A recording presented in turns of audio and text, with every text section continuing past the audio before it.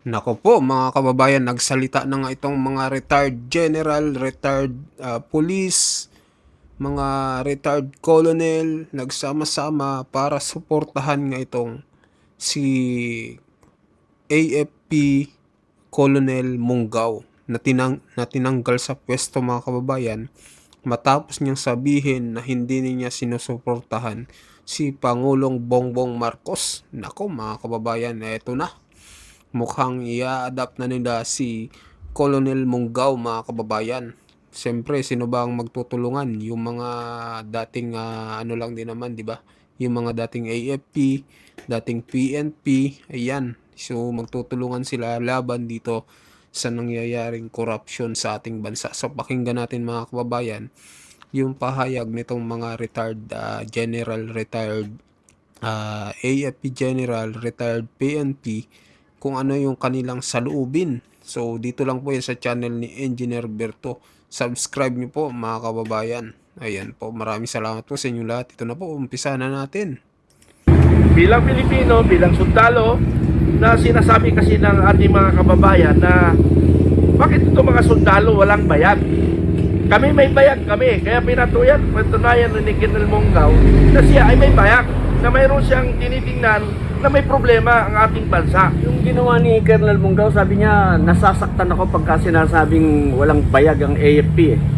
Kasi meron tayong mga kasamahan na nag-e-expect na magpakita na agad ng suporta ang militar.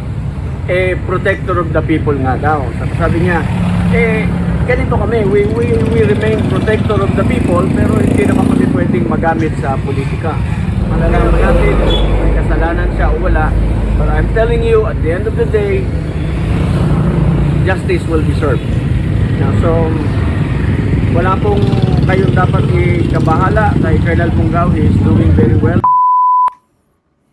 Ganito, ano ba sadya pala natin dito sa headquarters ng Training Command, Philippine Army? Well, base po dun sa information na na-receive natin, coming from Colonel Munggaw himself, nag-ano po kasi siya ng kanyang council.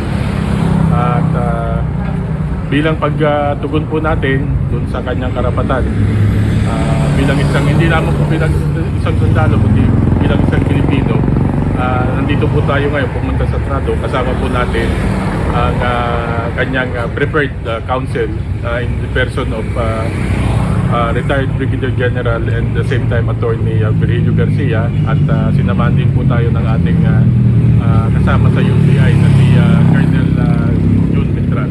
Ang ma-confirm lang namin was nakausap naman ni Colonel Munggaw ang kanyang counsel in the person of General Attorney Garcia.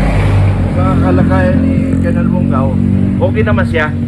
Kasi bilang isang military, as SOP rin namin na kung mayroong mga question, kahit maliit man lang, talagang normal yun na under restriction siya. Pero yung kalayaan niya as a military, walang problema.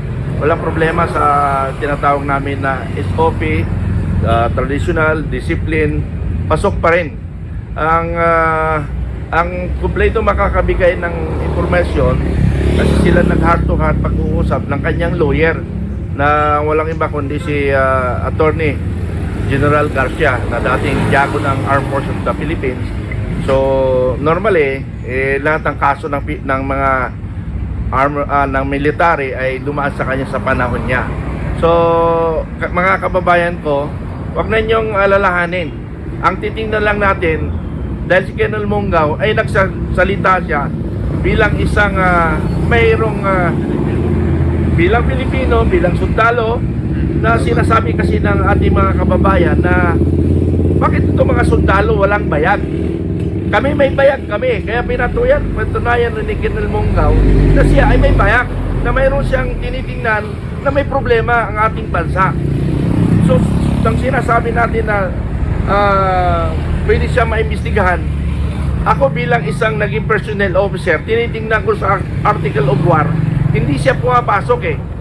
Kahit na to sa ating 1987 Constitution, wala pumapasok. Because that is your personal niyang pananaw sa nangyayari sa bansa. So para sa akin, as opinion, ito lang purely harassment na lang yan. Para pinapakita nila na para ang ibang kasamang armed forces ay matakot. So, para mawala ang bayag. Pero alam ko marami. Ako nakausap na nanindigan sila. Kaya nga lang, ang sabi lang, nasa serbisyo pa kasi kami. Pero yung simpatya ninyo ay hindi tayo nagkakalayo. So yun ang nangyari sa pag-uusap namin through our lawyer na okay naman ang pag-uusap nila at saka okay naman ang kalagayan ni General Munggaw. Pero palala ko lang sa buong armed forces, nung nasa school tayo, nasa training tayo, itinuro sa atin ang disiplina na huwag tayong magnakaw, huwag tayong sumunod ng illegal orders, ano pa man. Sinunod natin. Kaya lang question ko ngayon bakit pag lumabas tayo sa school, nawawala na yung disiplina natin? Nagkanya-kanya na tayo, kanya-kanyang nakaw, kanya-kanyang anong decision, sumusunod sa utos na parang illegal. So, bilang isang military, 40 years in the military service, alam natin ang tama't mali. Kaya ako, sumisigaw ako na sinasabi nila ang armed forces, ang sundalo, walang bayag. May bayag kami. Kaya lang minsan ang iba, medyo nadadala sila dahil ayaw nila ma-involve yung kanilang pamilya. So, ganoon lang ang aking masabi sa pinaparating ko sa taong bayan. Nung dumating tayo, nakausap natin yung IG nila, yung Inspector General na in charge dito sa pangyayari. Matagal natin siyang nakapanayam at tinanong natin, ang unang inalam natin kaya tayo nagpunta rito is kamusta yung kalagayan ni Colonel Munggaw. Tinanong natin, siya ba detained? No? Sabi naman nila, hindi siya detained. Sabi niya, ano lang siya, restricted. So, nung makausap ko naman si Colonel Munggaw kasi nakaharapan naman namin, sinabi naman niya na sir, restricted ako pero nakakalabas ako kahit sa bakod, kahit sa gate. Sabi niya magpapaalam lang ako. So in that sense, meron pa rin kalayaan si Colonel Munggaw. Hindi siya detained kasi nililinaw ko yun talaga na detained ba o hindi, because hindi nila pwedeng gawin yun. Katulad kanina, pinaliwanag ko rin sa kanilang IG na yung utterances ni Colonel Munggaw was well within his constitutional rights. It is protected and guaranteed by our Constitution. Pinaliwanag natin sa kanilang sa tradok na wala akong nakitang pagkakamali ni Colonel Munggaw sa kanyang sinabi. Walang violation sa criminal code, walang violation sa articles of war. Pero alam nyo, dahil siya ay unipermado, he has to go through certain process. Yung ginawa ni Colonel Munggaw, sabi niya, nasasaktan ako pagka sinasabing walang bayag ang AFP. Kasi meron tayong mga kasamahan na nag-e-expect na magpakita na agad ng suporta ang militar. Protector of the people nga daw. Sabi niya, ganito kami, we remain protector of the people, pero hindi naman kami pwedeng magamit sa politika. Ngayon, the other thing is, gusto niya ring ipakita sa taong bayan ang pangyayari sa isang sundalo kapag siya ay gumawa ng isang bagay na katulad ng kanyang ginawa. Dadaan sa ganyang proseso, mahihirapan. Hindi dahil sa gusto siyang pahirapan ng sandatahang lakas ng Pilipinas, pero ito yung proseso, internal process ng ating sandatahang lakas ng Pilipinas kahit na sa ating kapulisan to maintain discipline. Alright? You will have to go through a process, mag-court martial siya. At the end of the day, malalaman natin may kasalanan siya o wala. But I'm telling you, at the end of the day, justice will be served. Now, so, wala pong kayong dapat ikabahala kay Colonel Munggaw. He is doing very well. I will coordinate with his civilian lawyer. Meron siyang requirement na kailangang i-submit agad para within deadline para makakomply si Colonel Munggaw. Sir, may tanong ako. Wala bang nababayulit sa karapatan ni Colonel Munggaw ng armed forces? Lagi namang meron eh.